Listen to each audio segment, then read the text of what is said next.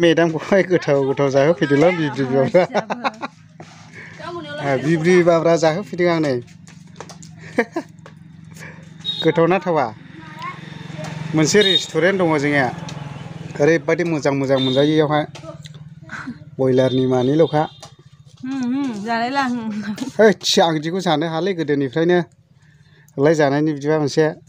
ओइ मा बुस्थु बेलाय कफिनि ना मानि जाखो गोथावखौ नाङा गोथावसो औ नै जोंना औ आदाया मावगासिनो दङ डेन्जार ओमफ्राय नै लांनायनि थाखाय बेफोरबायदि फेसिलिटि दंजोबो आरो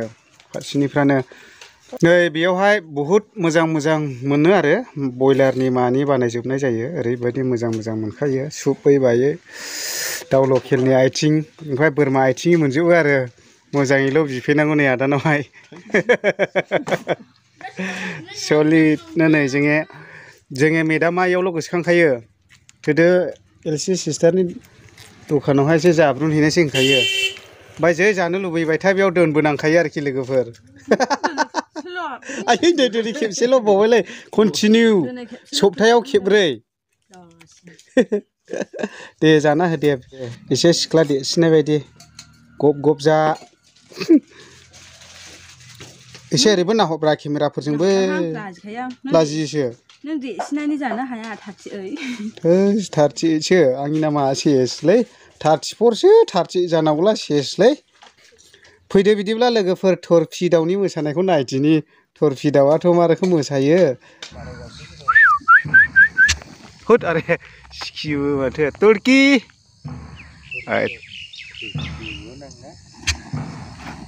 माथो ग्राव होनजोबलायो गांआनो हमजायोना हमजारा खेबायसो होनदां ने लेवरा गैयालै बिदि बुस्थुफोरजों बिदि बुस्थुलाय ओमफ्राय गाङा फाख्रब ओंखारदां इयो ओमफ्राय जो ना जोला जाखैले मा जोला आयु